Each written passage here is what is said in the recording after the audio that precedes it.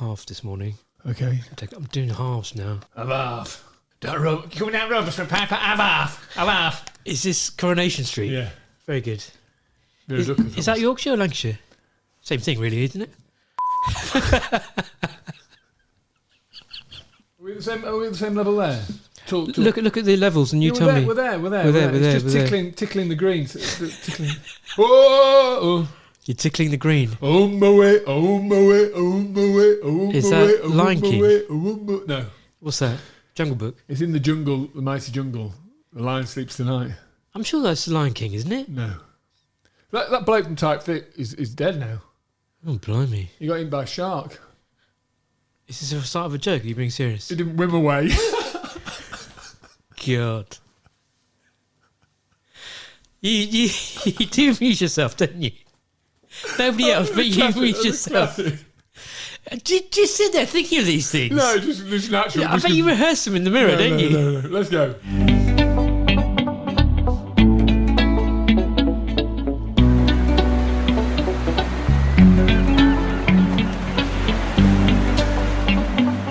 Hi there, the warmest of welcomes to episode 40 40? of Two Parkinson. Episode 40, that's ridiculous. It's not 40. I'm Dave, he's Kuhan. We've had Parkinson's for flipping ages. We try to help our experience help your experience. How you doing, Kuhan? I'm alright, thanks. I'm a little bunged up this morning. I got a winter cold. Which end? Which end? Very relevant question for Parkies. The top end this time. And coincidentally, I'm seeing an ENT specialist this afternoon. So hopefully that's good timing because I've had this for about a week now and I can't really shake it. So yeah, it's not very pleasant. A lot of spitting and phlegmy things going on. So I'm dying to get over it, to be honest with you. What's causing it then? Do you know? Any idea? It's this bloody weather.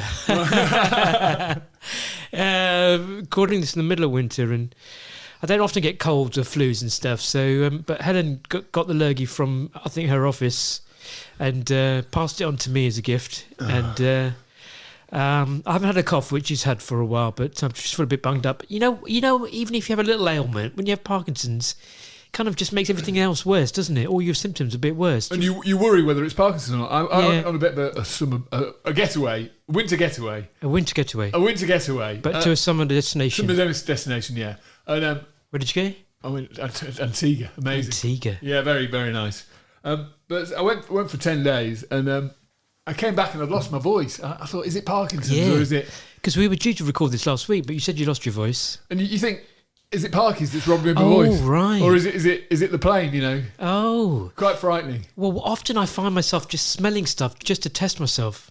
Because sometimes I wonder, I think I've largely still got my sense of smell. Right. But which I haven't. Which you haven't. And I think it's 50 or 60% lose the sense of smell with Parkinson's. One of the first signs. And I've still got it, but I find myself every so often just smelling some flowers or smelling a curry or smelling whatever it is just to make sure I can still smell it as a test to myself. So, yeah, I can imagine the voice thing as well. Yeah, quite frightening. One thing was good though. I went viral when I got back. You went viral? I celebrated my Parkiversary out. Well, yes. I went just before my Parkiversary.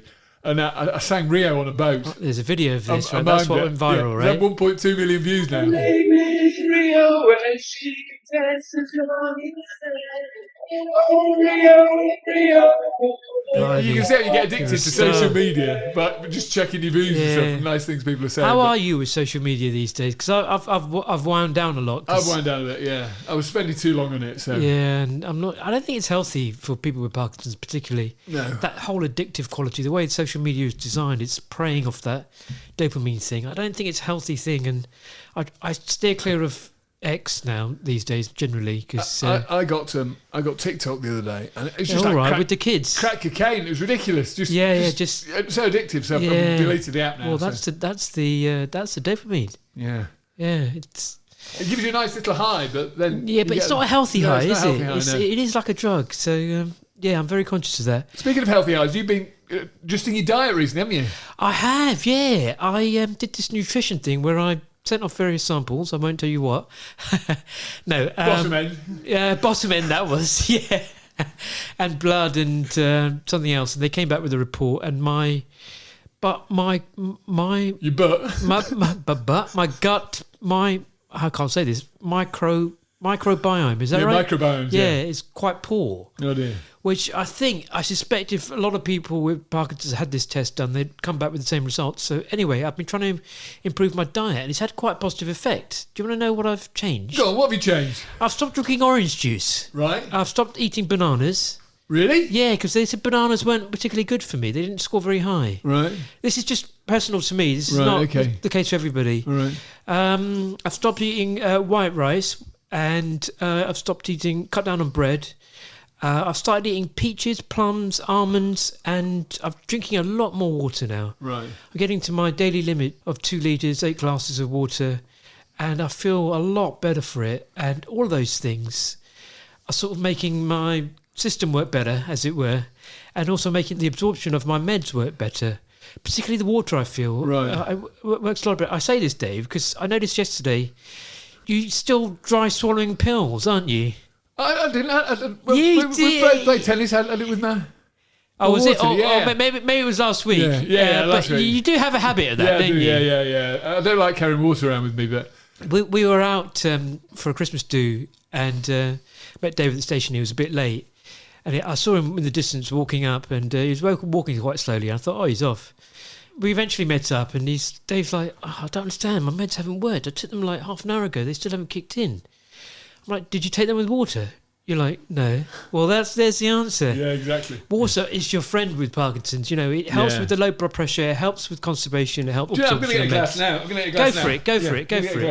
Everybody listen to this. Go and get a glass of water and try and have 2 litres. Sip your water if you can. And the challenge often is... he's dispensing water. Fancy drink with the water dispenser. Sounds very odd on the microphone.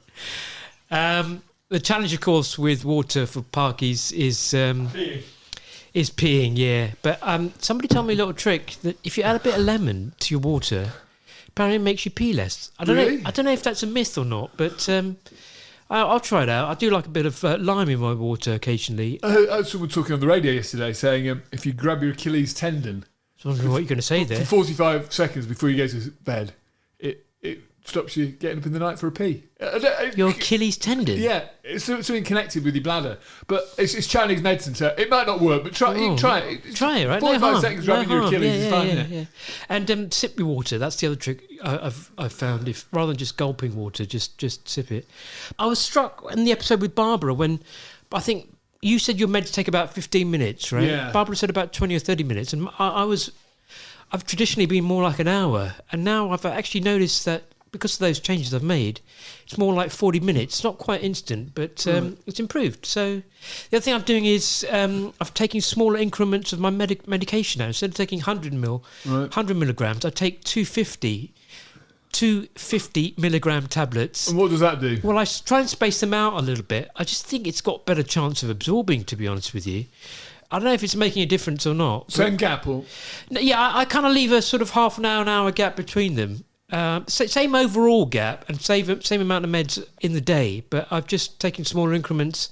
I just figure I've got a fighting chance of absorbing it better because sometimes I get failed doses. So I don't know what it is, as ever with Parkinson's, but a combination of those things is I've seen a slight improvement, which, shall we say, and it's not often the case, is it, in Parkinson's, is it, Dave? No, massively not. You know, it's a little improvement. It's great, isn't it? 1% better of 10 things is 10% better, isn't exactly. it? So, and try it. And no harm in these things, right? They're all relatively safe to do. I mean, if you're messing around with your meds, consult your nurse or your consultant. But all the other things about diet, water, exercise, no harm in trying it. See what works best for you. Speaking of exercise, I've done a little mixtape for you.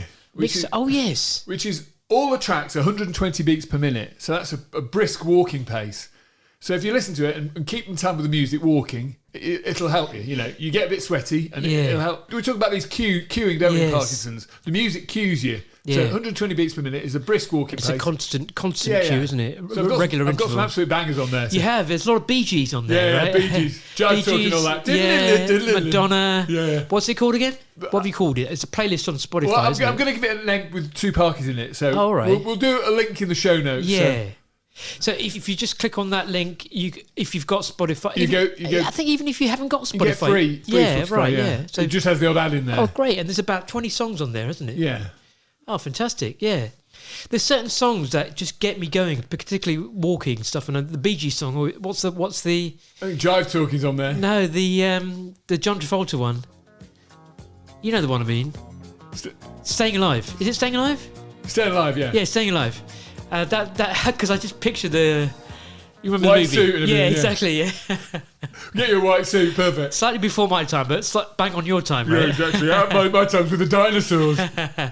Excellent. What's been going on with you? I'll tell you what's been going on with you. Actually, you walked into a tree the other day, didn't you? Yeah. Do you want to tell the listeners about this? When I'm off, I tend to stoop.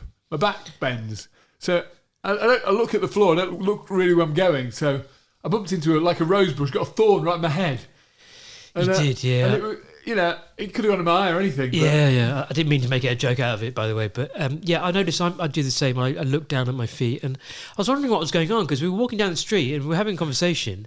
All of a sudden you weren't there and I looked round and you'd literally got stuck in this branch. Literally? Literally got stuck in this branch. It was a rose bush, so the rose thorn jammed in my head, snapped off. A rose thorn sticking out my head. It was like... It was not the first time that happened either, No, was it? I've done it before. So. I've noticed I'm looking down at my feet a lot more, yeah. I think if you notice older people, that's the sort of tendency they have. And I'm tall as well, so the tree, when it's overhanging branches in the street and stuff. I don't have that problem, Dave. Council cutbacks, all that. They don't cut it back, do they, buddy? Yeah, that's true, yeah. The challenge of being tall. I never thought about that. I'm only... The cutbacks mean they can't cut back. Very good, Dave. Very good. No, at my height, actually, I don't have that problem. But I'm tall enough to be Prime Minister. There you go. We should have an episode about balance, right? Because it's quite a complicated thing. And I wonder what we can do to improve that sort of thing. Yeah, one thing about... If you lean forward, when you fall forward, which is a good thing rather than falling backwards if you're going upstairs and stuff. I don't know Parky's is designed for that, but you don't fall a long way if you fall rather than falling backwards. Yeah. We had some sad news recently. A family friend of ours passed away. Right. She had Parkinson's. She was in her 80s, and exactly that. She was going up the stairs, fall. And she fell back. Oh no! And hit her head, and she was in a coma for a few days and passed away.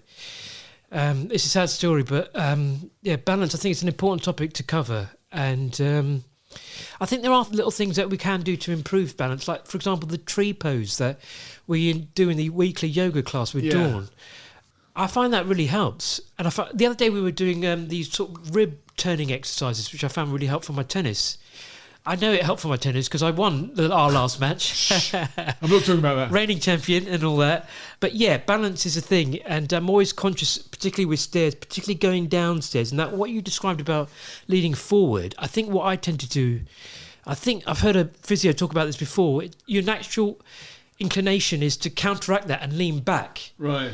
So, which often is the problem. So, anyway, I think we should have an expert on this talking about balance because I think it's a big subject. And if you don't think Parkinson's leads to potentially premature death, then just think about that. Broken hips, all that sort of stuff. Broken hip, hospitalisation. It's a common thing. So we should tackle it somehow. You got to have wide feet when you're walking. If that explain that right. So you keep your legs quite a bit apart and walk. Wide legs, and that helps with your balance. Sort of duck-like almost. So if your feet close together, you're more likely to fall over. I see. So if you wider, it's good. Another good thing is, I think they call it a Buddha squat, where you stand on your feet and then push your bum down. Yes, and swing your arms between your legs. Oh right. And that helps you get up. So. Oh right, like those sit to stand exercises. Yeah. So that helps. Stick your bum out. With getting out of chairs and things like that. Yes, that's really important because I find, to be honest with you, Dave, I'm struggling sometimes getting off the sofa. Yeah. Getting out of bed sometimes, and I got stuck in the bath the other day, which was a bit frightening. Yeah, a bit frightening. I was a bit panicky. I was by myself, and eventually I had to wait until I came on, as it were, and I was more mobile. And to get out, I don't think I'll be doing that again. Helen's forbidden me to have a bath when she's not there now. Could always give me a ring. I'd come round, break the door down, help you. Thanks. Rescue Clarky. Thanks. That'll make it a great episode of the podcast, right? Oh, brilliant. And you've had a big night out recently as well. What was that about? I have. I had a night out inspired by one of our listeners. Shall I read I'm Anthony? wondering why we're rubbing on this episode. We're going to call it "Thank You," aren't we? Thank you to the listeners. This episode is all about saying thanks to our listeners because you're amazing. And we're going to read out some messages. We've been ignoring your messages. We have. There's only 2 of us doing this. We have to record it and produce it and everything. Yeah, So we don't really get a chance to answer a lot of the emails and texts we get. But if you can, we do read them all. Yeah, we do. And we are grateful for your messages and your kind words. And I had a night out inspired by Anthony. Let me just read out Anthony's message, and I'll tell you about my night out in a minute. Okay. Anthony, we've heard from before. I think we've read out one of his messages before. He was doing Saturday Night Fever moves. He was, and he still is. Anthony from London. I'll read the message. Thank you for featuring my Times letter on your pod of 29th of December. I hope it brought a smile and hope to some. I celebrated the arrival of the new year at a party at the I celebrated the arrival of the new year at a party at the Chelsea Arts Club, a private members club made up of mainly creatives, artists, sculptors and photographers, actors, TV presenters, musicians and writers. Wow. My wife and I arrived at the club in our homemade punk fancy dresses. See my Instagram for more. And danced until nearly 2 a.m. My philosophy is don't grow up, it's a trap. It might be in my 80th year and suffering amongst other PD side effects, very bad dystonia. We feel for you there, Anthony. But I will not be defeated by it. I'm still work as a fine art consultant and writer. Interesting. I'm very philosophical about PD, having had prostate cancer. I'm only too aware that there are worse things to have. I have discovered that there are several CAC members, e.g. Jeremy Paxman, with PD. So I'm shortly going to set up a PD support group at the club, which I'm going to call the CAC CAC Sparkies. What a great name. What a great name. A very big thank you for your informative and inspiring pod. I've listened to almost every one. Every Friday night at the club we have a wonderful jazz band who play from 7 till 9. And yes, I do dance. Freestyle. Clarky and Kuhan, if you would like to be my guest one night, please contact me. Oh, that's very nice. Fantastic. P.S. You might be shocked to know that I've not seen a neurologist since 2018. Blimey. That's amazing, isn't it? Anthony in your 80s with Parkinson's, dancing and grooving until 2 a.m. So you did the same, didn't you? Well, in honour of Anthony. I'm not joking, Anthony. You really inspired me, and I had a night out the other night, and I was out till not quite 2 a.m., 1 a.m. I was doing tequila shots. I was on the dance floor, well, kind of on the dance floor, and I ended up getting an Uber home. And wasn't just by myself, by the way. This was with a bunch of friends, and a few of us had 50th birthdays, so that was our celebration. That was an excuse. But do you want to hear my tips for a night out, Dave? You go on then, yeah. Drink tequila. Well, I was going to say, if you are a drinker and a beer drinker, I tend to go for bottled beer now rather than draft beer. Right. Why is that? Because I can't hold a pint sometimes, especially those tall, thin pints. Okay. We've been drinking Guinness recently, which I'm able to do because it's a fatter glass. I like a Guinness, yeah. Yeah, we had a couple last night. It was nice. So drink bottled beer, not draft, or get comfortable with handling a glass. Also, all my friends, there was about 30 of them, and they all live in North London because I'm a North London boy at heart. Right. South London's a new thing. Helen brought me down this way. They came to me, all of them, 30th from North London. They came down because they knew it would be easier for me. It was really nice. I thought it was really sweet. It was walking distance from us, the pub. We went to 2 pubs, actually. It's not quite a pub crawl, but it was a big night out. Pub stagger. Yes, a pub stagger, yeah, very appropriate. My friends were really understanding, I found. I still had to explain things, you know. At one point, somebody came up to me and said, "Are you okay? What's wrong?" Because I had a fixed face. Yeah. And so I had to explain that a little bit.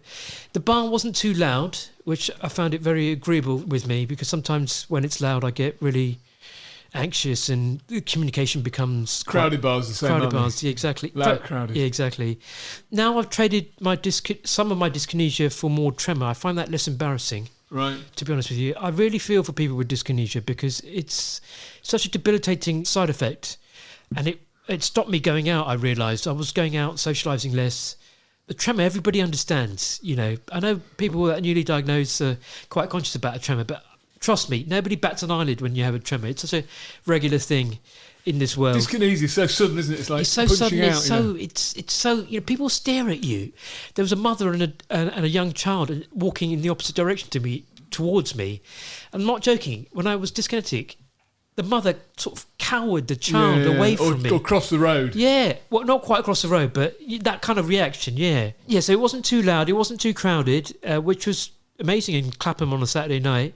My tummy wasn't full, so my meds were working better. I was taking halves instead of full 100s in my case. music. Music keeps you going. Yeah. It was great. It was fun. This bar I was telling you about, what's it called? Arthur Street.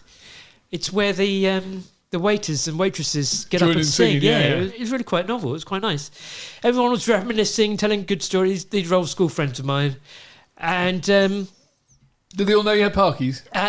they do now, but a lot of them, it was the first time. Right. So I had to do that whole thing. One of them said to me, of all the people because a lot of us, we hadn't seen each other for like decades. One said to me, of all the people that are here, you've aged the best. And I was like, oh, I'll take that. Your face is so stiff, you haven't got any wrinkles. Yeah, that's why. Exactly. Probably. I've got Botox. Anyway, I felt good as a result. And I felt really... I started believing again, if I can say it like that. You know, I've started believing this doesn't have to stop you, right, Dave? No. You can still go out and have a good time. It takes a lot of courage to sometimes go out and meet people, but once you do it, it's fantastic, you know? It is. It's easy to stay in, isn't it? Not do stuff. You've got to It's get out. too You've got to have easy, things in your yeah. diary. You've got to get out. You've got to meet people, Yeah. and don't hide away if you And can. don't be embarrassed either. No. Don't be embarrassed of those conversations as well. I keep saying it. Rhino hide. You need rhino Yeah, I hide. know. It's tough though, Dave. It's really hard. It's really hard. Tell me about it. Yeah. You know, when I'm walking down the street and I can't, you know, my foot's, you know, all distorted. People are staring at you. Yeah, exactly. I can't walk properly. People think I'm drunk. You know, you've just got to crack on. You've got to get out. You've got to crack on. Got to Yeah. get crack on. But I mean, I took inspiration from you, Anthony. Thank you very much, and I hope others take inspiration from you as well in these stories. Anthony, we're coming to your bar soon. I tell you. Yes, exactly. You got a message to read out there, Dave? Yeah, this is called The Wrong Trousers, which is from John Maguire. Careful. It says, hello guys, I'm a comparatively new follower to Parkinson's podcast. Listen to Movers and Shakers, heard you on there and listening to this now. I'm 72, live in Scotland. I was diagnosed in 2017 after a couple of years of symptoms like my handwriting, my voice, dragging my leg, sense of smell, my golf gone to pot as well. First thing I noticed. Didn't want to bother my GP, but did in the end.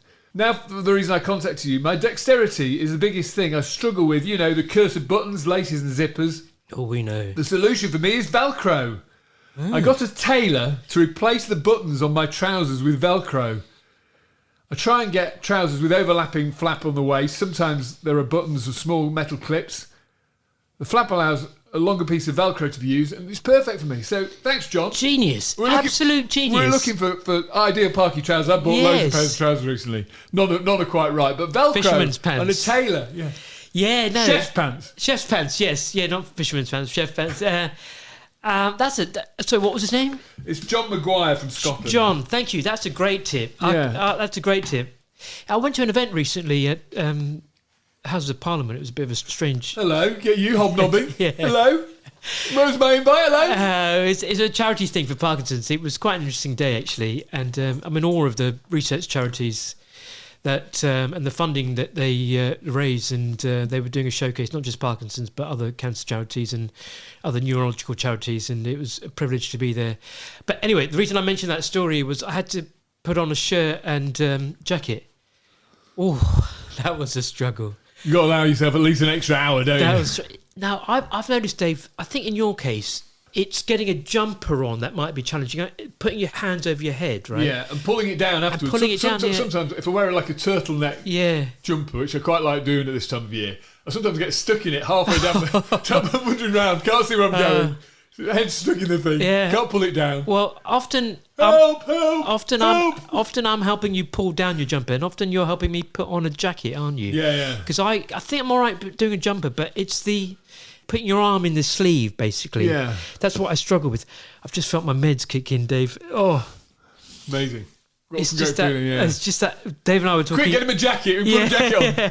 Well, I could right now, and I couldn't half an hour. We were talking about this yesterday because the moment your meds kick in is just like bliss, isn't it? I'm just Yeah. perfectly on right now. It's not going to last. But anyway, I'm glad I'm here enjoying it with you. What was I saying? Put my jacket on Yeah. and my shirt. I think you need a jacket that's slightly bigger than you normally get. If you're Exactly. if you're a medium, get a large. Exactly. Or small, get a medium. Yeah. Just helps. So the other thing, of course, is shoes. You know, we mentioned before on this podcast about laces not being our friend. So Skechers is my new favourite brand because they've got not only trainers but relatively smart shoes as well. I've just ordered some Nike ones, Easy Ons they're called. And, Right, no laces, right?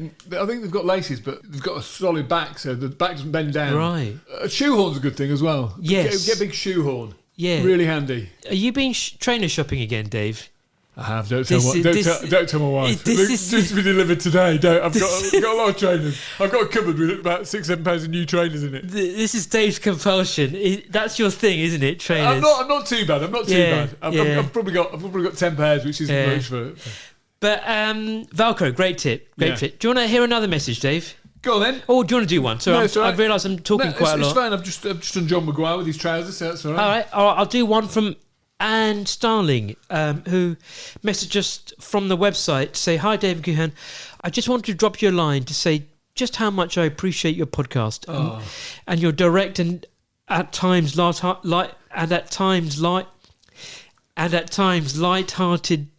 Oh, I find reading, Dave, really quite challenging. Reading anything written down. Just read, if you can read slightly ahead, a couple of words ahead. All that right. helps. But is that a Parky thing? I want to know. Yeah, I think so. I think you can only focus on a few words at a time. Yeah. Maybe eyesight, maybe Parkinson's, maybe brain function. But if you just read, if you read about 3 or 4 words ahead, right? I'll give a go. Just while we're talking about reading, you told me an interesting story the other day because I was wondering how you did this on TV, and I didn't realise until you described this to me. You didn't have a script, did you? I didn't have an autocue. No. You just sort of ad-libbed, basically. Yeah. Well, I wrote the top of the show and remembered it, but I used to be able to remember a page of A4. It was incredible. I had a great brain for remembering stuff. You could remember a whole page of A4 and just recite it on air? Yeah, I practiced a few times. But live on air? Yeah. Jeez. No, sport's happening in front of you, isn't it? So it's breaking news all the time. So yeah. All right, let me try again. I appreciate your podcast and your direct and at times light-hearted insights into the condition. Dave, that's working. I'm reading a few words ahead and it's working. Sorry, Anne. I'm not doing your message justice. You stated in your podcast that you wanted the discussion to be similar to that in a pub, and that's exactly how it comes across. Oh, thank you. It's so important to cover issues such as sleep and finances, as so many people with Parkinson's do not know how to access such services, and you are both, not just Dave, able to deliver your content in a way that is accessible and approachable. I was diagnosed in 2013 at the age of 46, and it took me a while to become my own advocate and create my own team of specialists and allied health professionals. I'm still learning about the condition, though I've come to realise that the more I know, the more I'm able to cope with the myriad of symptoms, and your podcast is a refreshing take on this. Thanks again, Anne from Sydney, Australia. Oh, great. We're actually broadcasting to 121 countries now. It's quite cool. We are, and I think Australia, so UK, US and Australia are our top 3 countries. Obviously English speaking, but we've got a lot of friends in Australia and New Zealand. It's great to have you listening. Speaking of talking and stuff, yes, and delivering script, it's quite difficult when you've got Parkinson's. And David's dropped us a line. He's a regular contributor. Yes. He said, having recently lost my dad, I was determined to write a eulogy to read it out. Having written it, I was having problems with my speech, so I practiced in front of my wife. Included notes to help me with timing, saliva and tailing off. On hand was your 20th podcast. I took tips and advice from the guests that you had. At the crematorium, before the eulogy, I informed the assembled people in the video link I had PD. It was not one of my best speeches, but everyone I spoke to congratulated me on my effort. I have to thank you, both. Down-to-earth humour and advice. Easy, my favourite podcast. Wonderful, David. David regularly sends us messages, and we love hearing from you, David. And well done. At a funeral, doing a eulogy for your father with Parkinson's. Amazing. Well done. Absolutely fantastic. I've got another one from Terry Littlechild from the website. Hi, Dave and Kuhan. I just want to write to say thank you for your fantastic podcasts. I've just listened to the most recent episode, Ask the Neuropsychologist. That was with Dr. Jennifer Foley, right? Yeah. These are quite old messages, as you could probably gather, because that was one of our earlier episodes. Because we're rubbish at getting back to you. We are, yeah. This is our way to reply to you on live on air. And it's brilliant. Everything you guys chat about resonates with me, and I found your podcast so helpful and inspiring since I found them. I was diagnosed about 5 years ago, and I'm now 52, and it's been a ride, if nothing else. I'm hanging on to work by my fingertips, though my grip fades, but this will be my next chapter, I feel. I also volunteer for Parkinson's UK locally and met some fabulous people. Anyway, rambling now, it's 4:52 a.m. and I've been awake for 2 hours. That's a common story. So much to talk about. Just wanted to say thank you. You make me better. And who'd have thought 5 years ago I'd pour out the above? Parkies, hey? Take care, be cool. Kind regards, Terry Littlechild. P.S. This is officially my first fan mail. Shakes her head. She says, "Who'd have thought it?" What a lovely message, Terry. Really Thank you very beautiful, much. We nice really thing. appreciate your message, Terry. You're wonderful. That's really cool, isn't it? We've got one here from Steve Keenan. Just listened to podcasts featuring Baz Bloom, and parts of it were familiar to my Parkinson's journey. Been diagnosed 2 years, at the age of 55, similar to Dave Clark. Seem to be suffering from dystonia. After 7 months, now prevents me from doing the amount of exercise I wish to do, and I was doing. Nice to hear Baz saying that there was a treatment. Just getting the treatment that's a problem. Thanks for information on the pod. Are you saying you get Botox in your foot? Yeah, Botox is quite common in foot, ankle, calf, hands, parts of your face, your eyelids sometimes. If you haven't heard it, it's the Living Well with Parkinson's episode, the live episode with Baz Bloom that we did a couple of months ago. He was talking about Botox. He was also talking about propranolol, which I saw something in the research papers recently has been approved for or recommended for use in Parkinson's. If I'm wrong, I'll cut this out. If I'm right, I'll leave a link in the show notes for that, but maybe something to ask your doctor about. It's literally a pain when dystonia gets in the way of exercise, isn't it? Yeah. I remember Baz saying, before you do exercise, take a small dose of levodopa or whatever it is you're taking, because you burn it off that much quicker when you're doing exercise. I certainly noticed that with tennis. It's why I'm hunched after tennis, why I'm bumping into stuff, because you burn dopamine when you're doing exercise, but you feel better after it, don't you? You sleep better. You do when you win, Dave. You do when you win. Yeah. I was on such a high. First time since the Jurassic Age, yeah. Reigning champion has bragging rights, Dave. I think you of all people should know that. Should we have another message? Vicky Mountain says, I can't compete with the guy going into space, but I have done some amazing things. Wing walk, abseiling and zip wires. The toughest challenge I face, the one that makes me dig real deep, getting through each day, going to work, washing up, meeting up with my friends and family, the constant everyday battle. We need to celebrate this achievement, not just flying into space and jumping off a cliff. Yeah, absolutely. Everyone with Parkinson's is amazing, because just getting through a day is tough, isn't it? So. Well put, Vicky. Well put. Joanna Clark, says, thanks so much for your podcast. I was diagnosed with PD last year. Now I seem to be in a roller coaster of coping very well or very badly in equal amounts. Your podcast helped me to smile during a bad time, as does listening to Bruce with a glass of wine. Good girl. I admire how you both seem to get on with your life so positively. I want to get to the stage when I too can support others. Any tips greatly appreciated. Hopefully give you a few in this episode. Yes, hopefully, and just keep doing what you're doing. You got to try and keep busy. That's the thing, isn't it? You know, if you sit, you brood, and if you brood, you're on a downward spiral. So yeah, try not to. Right, another one. Hazel writes, Dear both, love the podcast. 2 years ago, I walked into a consultation for laser surgery on my eye. The doctor took one look at me and said, you have Parkinson's. At which point I broke into tears, as my husband had died with Parkinson's and Lewy body dementia at the end of COVID in 2021. So it wasn't even an abrupt neurologist telling me I had Parkinson's, come back in a year. It was an out-of-the-blue diagnosis by an eye surgeon. Needless to say, he was right, and I was given a proper diagnosis last April, by which time I knew well enough the eye doctor was right. However, with the support of family and friends and inspiring podcasts, I haven't let it stop me yet. At 73, I am halfway through a PhD, as long as my mushy brain will cope, and I am on a 6-month trek around Australia in a camper trailer, currently sitting 20 kilometres off a road on the edge of a lake, watching pelicans and kookaburras. Kookaburras. Say that again? Kookaburras, parrots and cockatoos. Great. Well done. Well, I haven't finished yet. So I've been both a carer for my late husband and now a parkie. I wonder if other folk have the same experience of dealing with both. I'd love to come on your pod and find out. With thanks for all you're doing, Hazel. Hazel sounds like an absolute star. Absolutely amazing. We'll take you up on that offer, Hazel. We'll be in touch.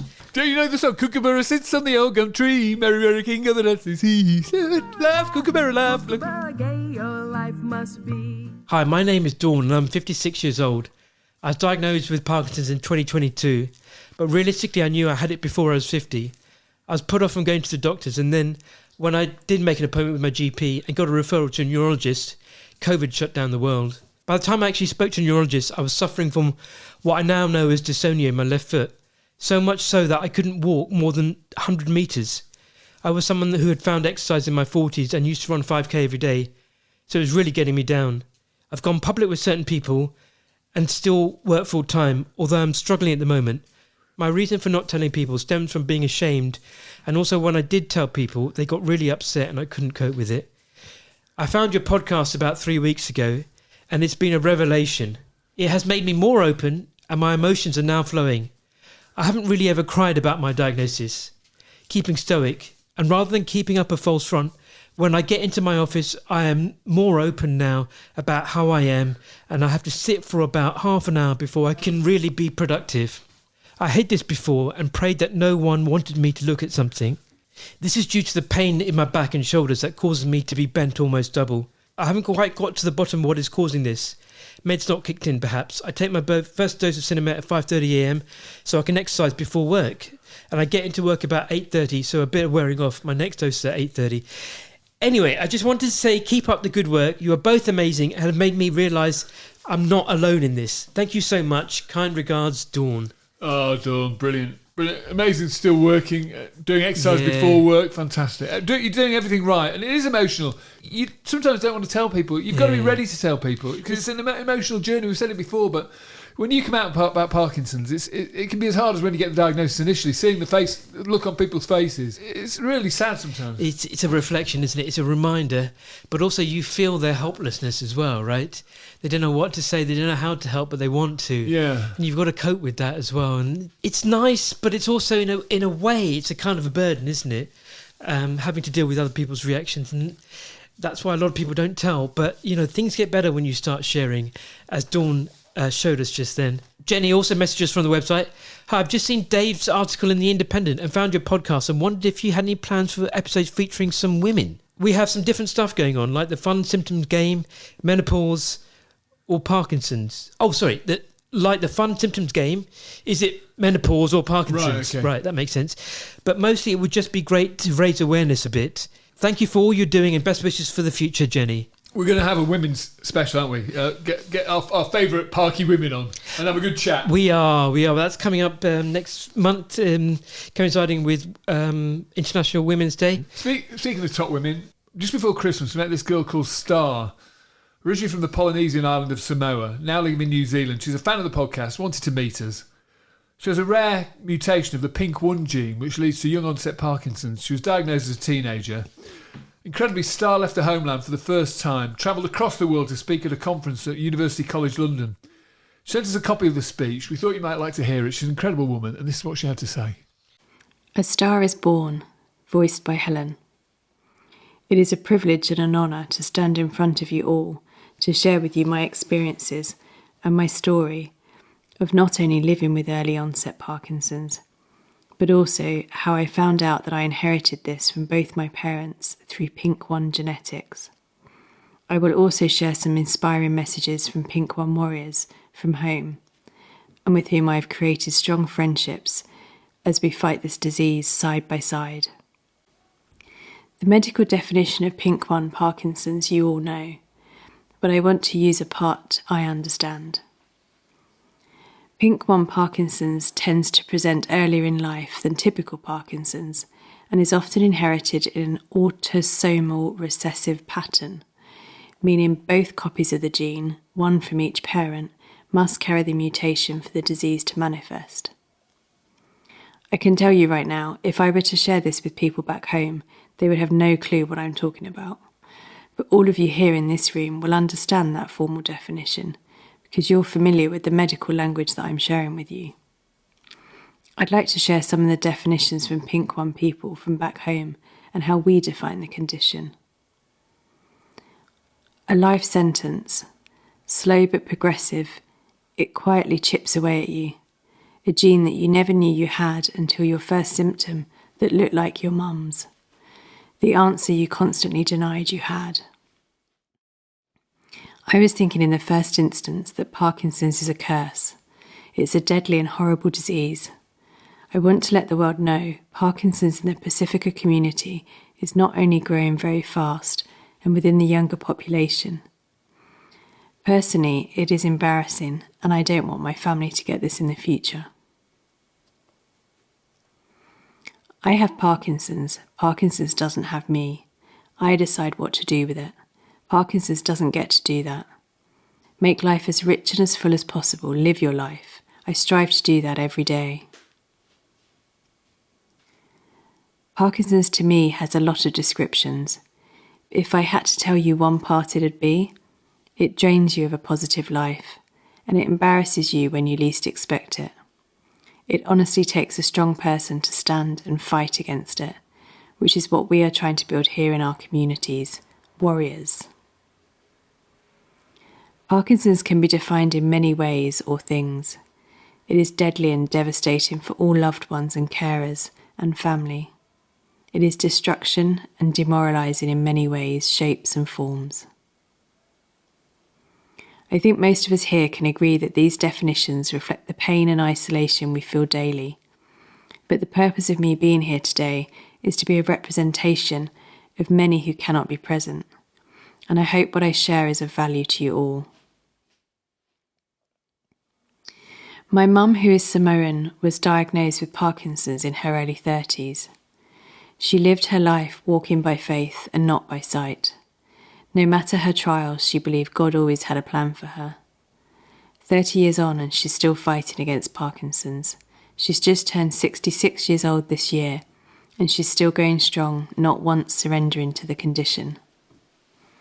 If you've not been to the Pacific Islands yet, I encourage you all to at least visit one of these islands once in your life. Our culture, values and morals all align with our strong faith in Christ, which gives us the strength to fight against this disease. We as Pacifica people lean on each other for support, and as a very tight-knit community, we value one another for all information that may be useful to our symptoms. My earliest memory of showing symptoms was weeks after the birth of my youngest child in 2016. My balance became flawed as I couldn't hold myself up to change a diaper. Dystonia crept in not long later, in my toes, calves and fingers, and eventually the other symptoms followed. Throughout this time, I was ignoring what my body was trying to tell me. The responsibilities I had to my kids, my husband and family came before anything else. That was my only focus. Eventually, that caused my body to shut down.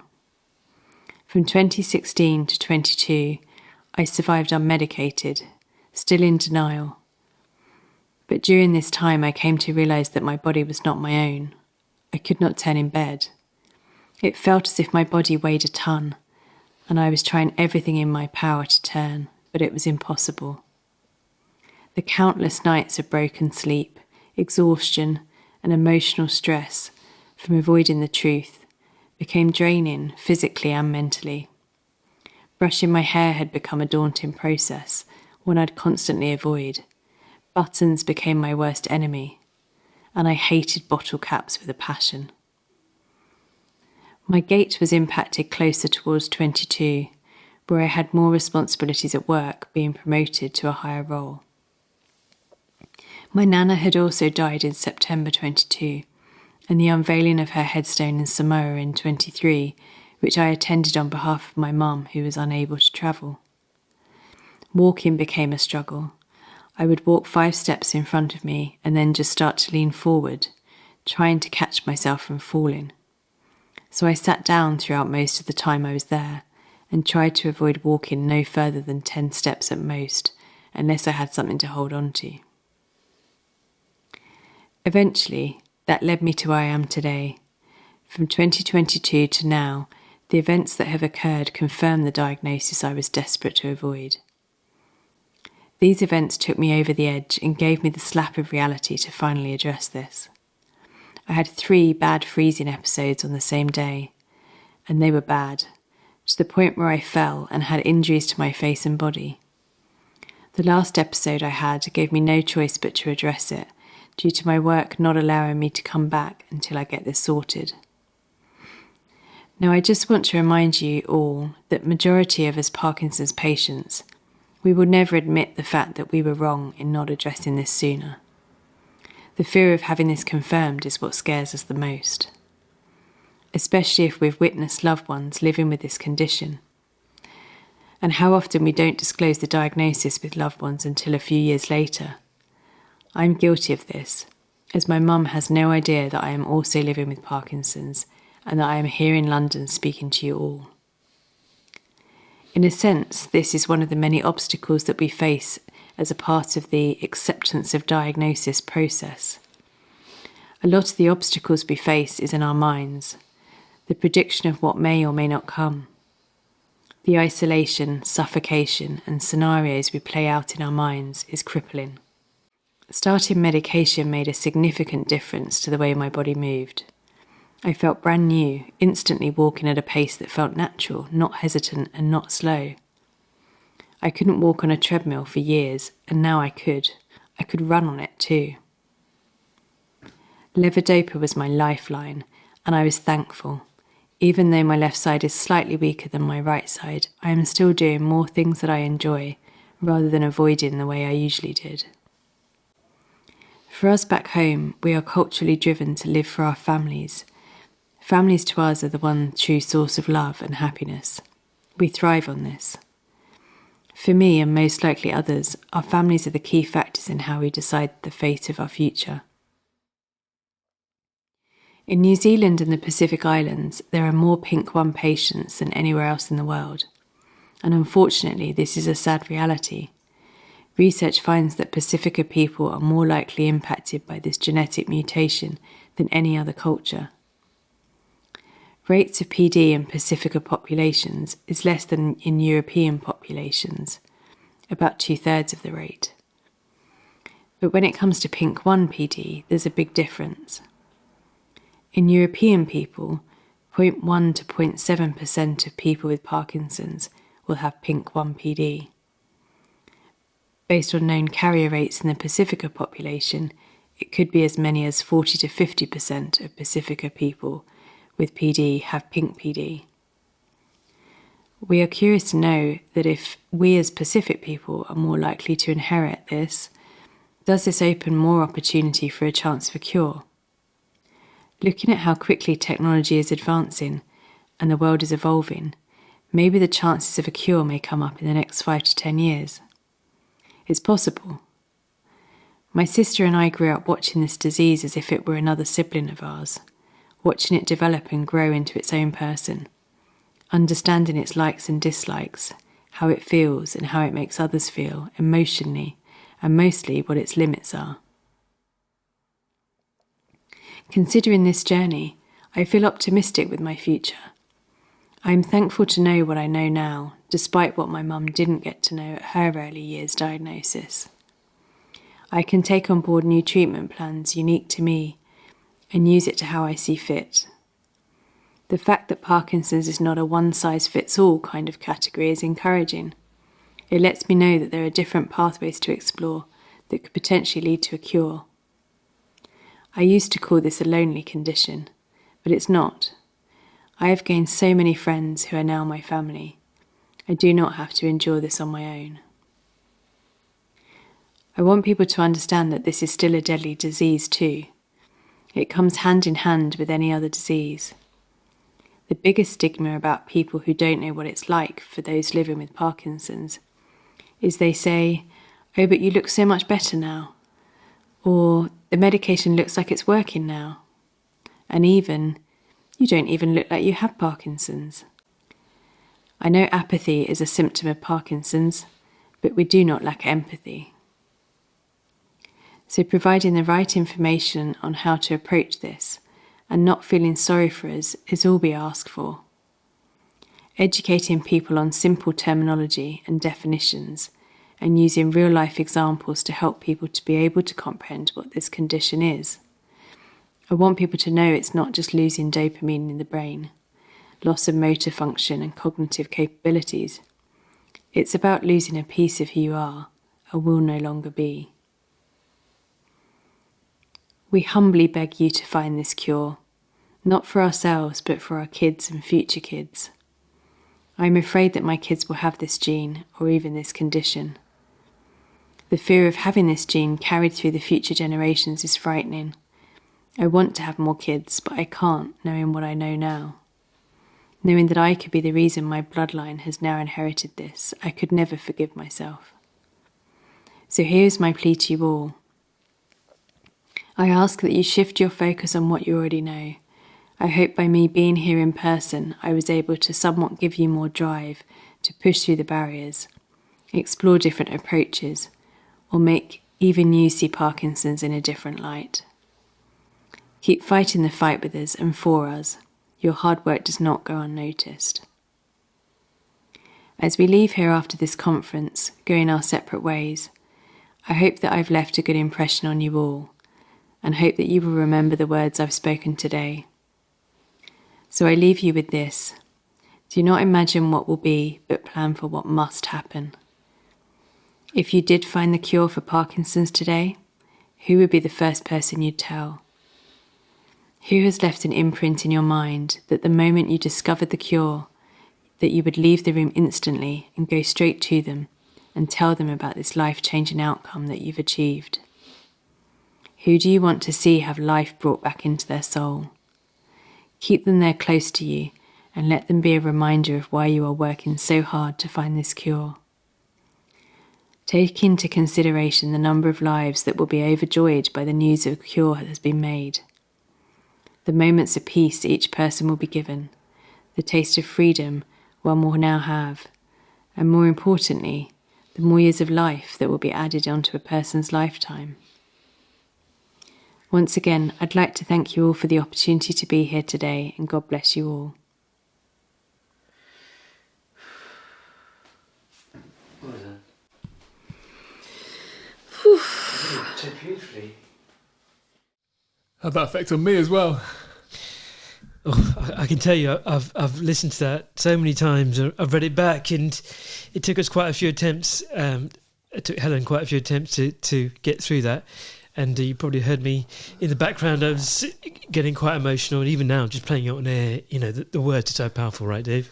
She's such a star, really star. Yeah.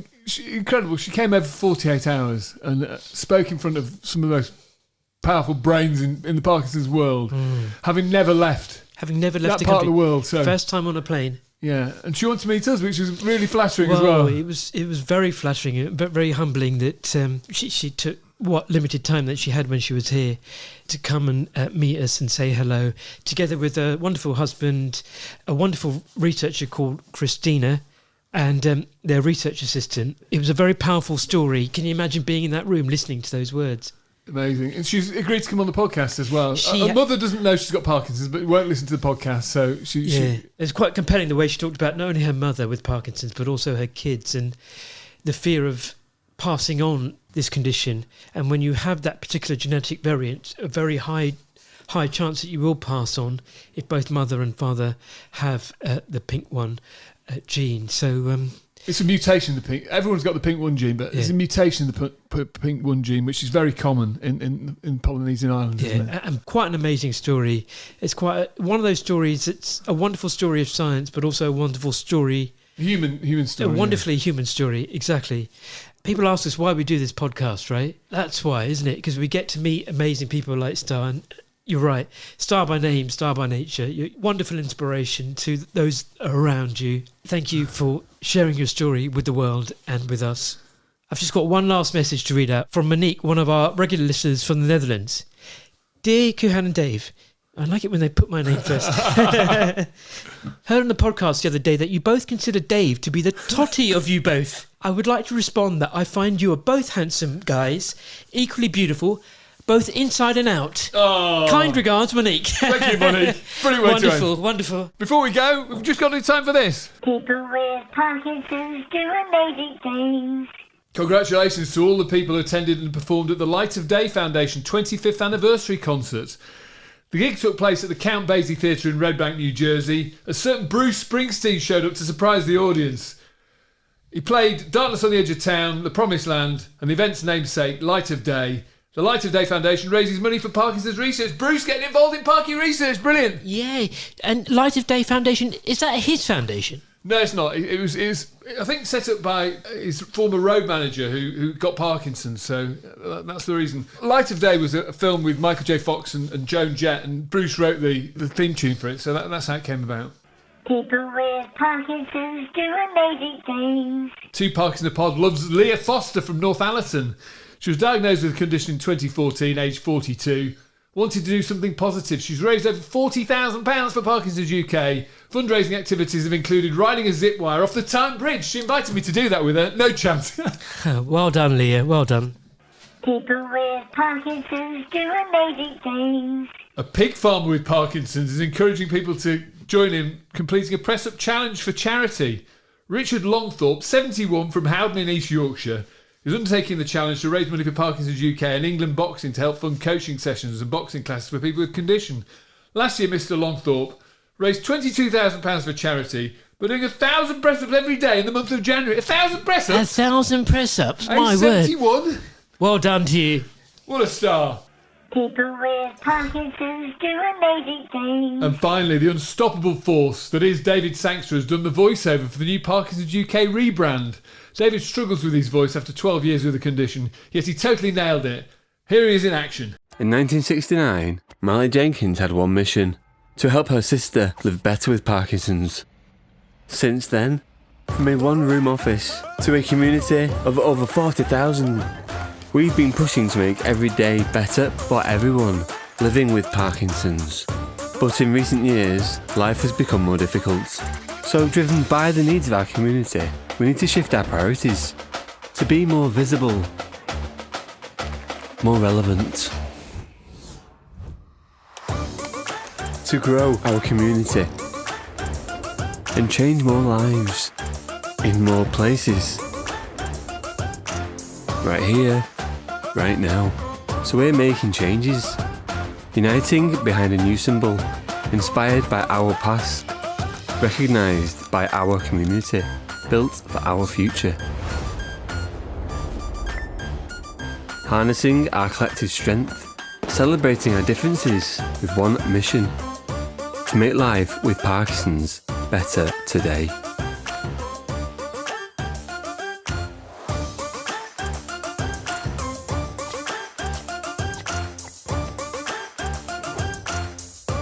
Together we will find a cure, but it's not all we're working for.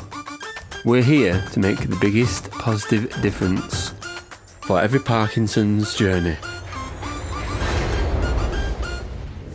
Quite like that, Steve. Yeah, very good, very good. Is that 120 beats per minute, do you think? Maybe a bit quicker. I don't know. But brilliant, David. You know, great Well for Parkinson's done. UK to get someone with Parkinson's to do the voiceover. Yeah. And great on David. He said it took him a lot of attempts, but this podcast takes a lot of attempts as well. Well, yeah, as we can empathise with David, getting your words out sometimes, doing things like that, can be quite difficult, as I'm demonstrating right now. But well done. Okay, if you want to get in touch with us, 2 Parkinson Pod website, there's a place you can get in touch. They can do voice messages as well now, which is quite cool. You can send voice messages to hello@2parkinsonpod.com and reach out to us on social media. And of course, all the episodes are on the website or Apple or Spotify or wherever you listen to your podcasts. Rate and review us, that'd be fantastic. It's all we've got time for 2 Parkinson Pod. Well, I hope you enjoyed that. See you next time.